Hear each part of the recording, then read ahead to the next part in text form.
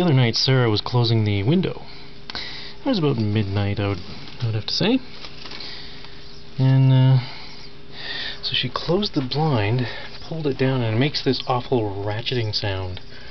So